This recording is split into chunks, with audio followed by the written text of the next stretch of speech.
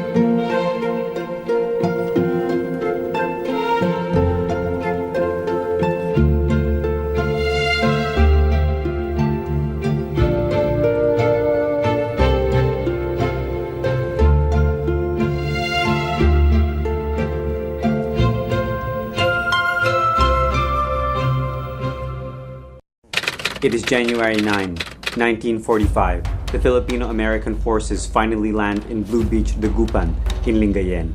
Preparations are being made to take back the city of Manila from Japanese imperial forces. The Philippine capital has been occupied for 3 years and 7 days. Field Marshal Douglas MacArthur plans a two-pronged pincer attack.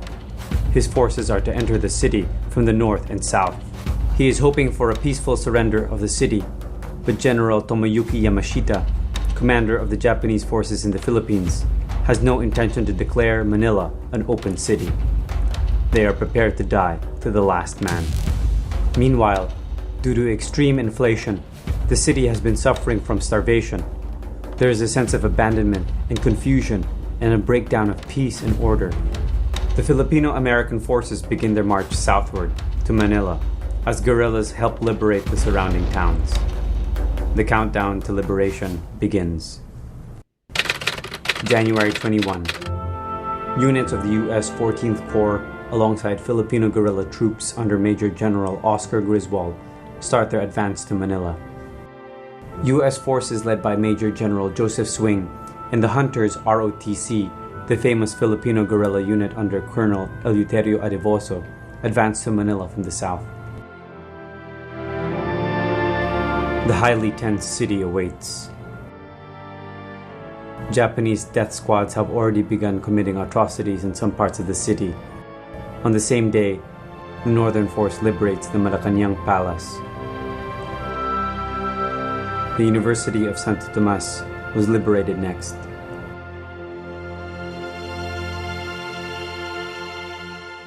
The Japanese use all means at their disposal to stop the American advance.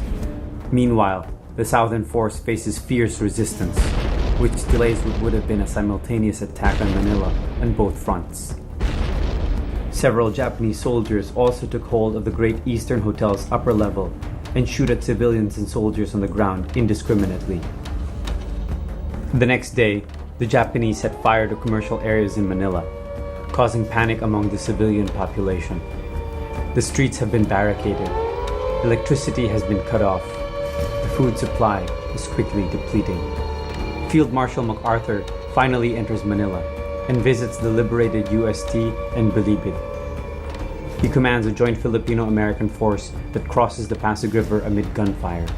In Ermita, shells hit the residential blocks. Among the damaged homes were that of future President Elpidio Quirino at Colorado Street. The Carina family decides to move to the home of a relative across the street. The family huddles. As they cross the street, 4 Japanese soldiers fire machine guns at them. The eldest of the children, Thomas, looks back to see his mother and 2 sisters lifeless. In another part of the city, the Japanese lock up thousands of men, women, and children in a chapel and blow up the dome ceiling above them. Those who flee are shot. Another massacre ensued at the Vincentian Central House, as priests, acolytes, and Chinese residents in the house are bayoneted. The next day, the northern and southern forces merge into one command. They capture the most important power source of the city. The Japanese fought to the death, and the plant was destroyed.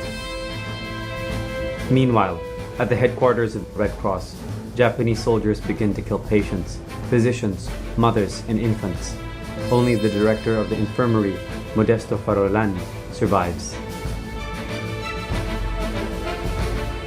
By this time, several families have taken refuge in the German club.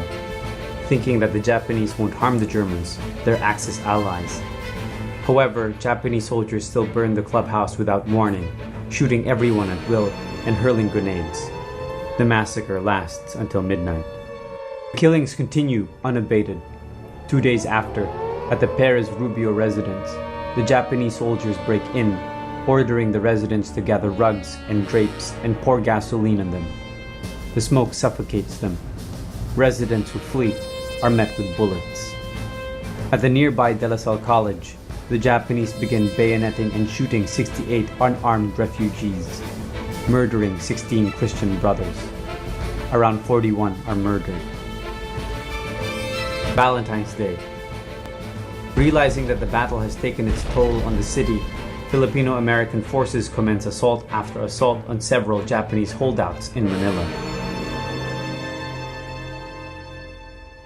The UP campus is attacked simultaneously with the Rizal Memorial Stadium and the new police station. Final battles are about to be waged just outside Intramuros, where the government center is situated.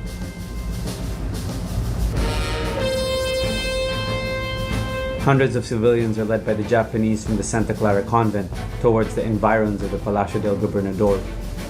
The Japanese take 2 large air raid shelters from the foundations of the former site of the building and command the civilians to enter.